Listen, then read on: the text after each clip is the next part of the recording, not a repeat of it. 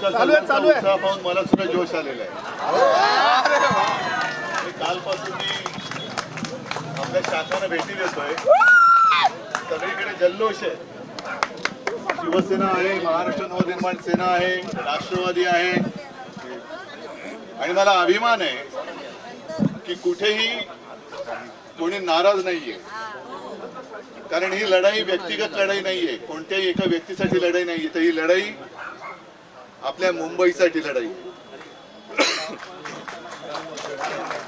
जरा थोडा खोकला येतोय कारण संपूर्ण मुंबईमध्येच प्रदूषण वाढलेलं आहे.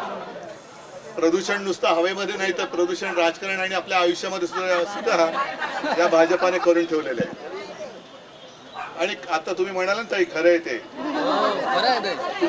तुम्हाला सगळ्यांना प्रश्न विचारतोय. तुम्ही आता किमान 25-30 वर्षाची तरुण आहेत, लहान मुलं तर सोडूनच द्या. मुंबईमध्ये राहताय ना. गेल्या 2-3 वर्षात जे प्रदूषण आपण पाहतोय, एवढं प्रदूषण यापूर्वी कधी पाहिलं होतं का? हे प्रदूषण कोणामुळे झालं? कारण का माहितीये, यांना तुमच्या आयुष्याशी काही पडलेलं नाहीये. यांना यांच्या कॉन्ट्रॅक्टरच्या माध्यमातून पैसा खायचा आहे. आणि आजच मी प्रेस कॉन्फरन्स घेतली, मी आणि राजनी. किती जणांनी पाहिली ना? मुद्दा नीट लक्षात घ्या. आता मुंबई महानगरपालिका जी आहे, आपण महापालिकेसाठी आणि मुंबईकरांसाठी लढतो आहोत. आणि 2012 पर्यंत आपल्या मुंबईचा जो काही अर्थसंकल्प होता किंवा जी काही आर्थिक परिस्थिती होती ती साधारणतः 650 कोटी तुटीची होती. आणि 2023 पर्यंत, 22 पर्यंत, 24 पर्यंत जोपर्यंत ही महापालिकेची मुदत होती त्यावेळेपर्यंत शिवसेनेने आर्थिक परिस्थिती काय केली होती? 92,000 कोटीच्या ठेवी त्याच्यामध्ये आपण ठेवून दाखवल्या होत्या. याच्यामध्ये भ्रष्टाचार झाला. आणि आता जे झालेलं आहे की आहे त्या मुदतीवरती यांचा डोळा आहे. काल जे मुख्यमंत्री म्हणाले ठेवी काही चाटायचे आहेत, यांना चाटायचे नाही, त्यांना गिळायचे आहेत, यांना खायचे आहेत. भूक मोठी म्हणजे भस्म्या झाल्या, त्यांना भस्म्या झाल्या. भस्म्या काय किती खाल्लं म्हणून मी त्यांना अनाकोंडा म्हणतो. पण एक गणित लक्षात घ्या, हे गांभीर्याने घ्यायची. ही गोष्ट गंभीर आहे. साधारणतः आपण 25 वर्षाची महापालिका सांभाळली. एक ठोकताळा असतो, जमा खर्च. शाळेमध्ये शिकलोय. साधारणतः आपल्या मुंबई महापालिकेचं आर्थिक उत्पन्न किती आहे, विविध स्तोत्र जे आहेत त्यातनं येणार किती, स्त्रोत जे आहेत त्यातनं येणार किती, हा सगळा ताळमेळ घालून मग आपण विकास कामाला हात घालतो. यावर्षी साधारणपणे जी माझी माहिती आहे की 15,000 कोटी एवढं आपल्याला एक उत्पन्न खर्चासाठी आपण अपेक्षित आहे. पण त्याच्या समोर यांनी 3 लाख कोटींचा घोटाळा करून ठेवलेला. 3 लाख कोटींची कामं वर्क ऑर्डर यांनी देऊन टाकल्या कॉन्ट्रॅक्टरना. आणि त्या 3 लाख कोटीचा हा सगळा धुराळा उडाला. त्या प्रदूषणाचा धुराळा आहे जो तुमच्या माझ्या सर्व मुंबईकरांच्या श्वासावाटे आपल्या सगळ्या श्वसन मार्गामध्ये जातोय आणि सगळ्यांना सर्दी खोकले असे झालेले आहेत. याचं कारण हे आहे. नुसतं मी भावनिक नाही बोलत. कोणी केलं प्रदूषण? भाजपने केलं नाही. भाजपने कसं केलं प्रदूषण हे मी तुम्हाला सांगतोय. म्हणजे कसं आहे की साधारणतः आणि म्हणतात काय याला विकास, मुंबईच्या विकासासाठी. अरे नको बाबा, आम्ही आमचा करतोय विकास, आम्हाला पुरेसा आहे. पण यांचा विकास म्हणजे कसा? मुलाचा पहिला वाढदिवस आहे आणि त्याला 75व्या वर्षाची शाल देत आहेत.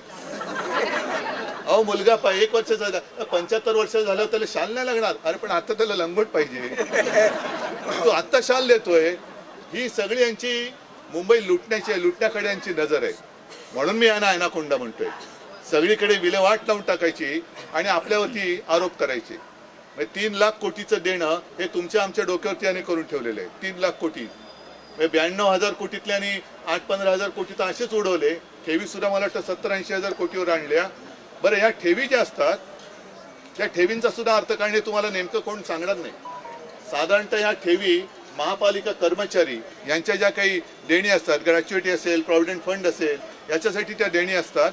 आणि मोठे जे प्रोजेक्ट असतात की जे पुढचे 100 वर्ष त्याचा उपयोग मुंबईला होईल, असे प्रोजेक्ट, जो कोस्टल रोड सारखा प्रोजेक्ट आपण जो केला तो मुंबईकरांच्या म्हणजे तुमच्या पैशातून केलेला आहे ना. राज्य सरकारचा 1 पैसा घेतला आणि मोदी बाबांनी तर नुसते फिट कापण्याखेरीज काही केलेलंच नाहीये. आणि त्याचं श्रेय हे घेत आहेत. म्हणजे जे सगळं चांगलं आपण केलेलं आहे, कोरोनामध्ये काम, जे आपण केलं, ज्याचं कौतुक जागतिक पातळीवरती झालं, ती पुस्तिका आहे ना, कुठे पुस्तिका गेली? हा, त्या पुस्तिकेत बघा मी सगळं दिलेलं आहे. म्हणजे मला एका गोष्टीचं समाधान आहे की तेव्हा चीनचं कौतुक होत होतं की चीननी 15 दिवसामध्ये फील्ड हॉस्पिटल केलं. मला एका गोष्टीचं समाधान आहे, आपल्या मुंबईने 18 दिवसामध्ये 1200 रुग्णांची सोय, त्यांना रुग्णसेवा देऊ शकू असं फील्ड हॉस्पिटल आपण 18 दिवसात तयार केलं. आहे कुठल्या देशामध्ये?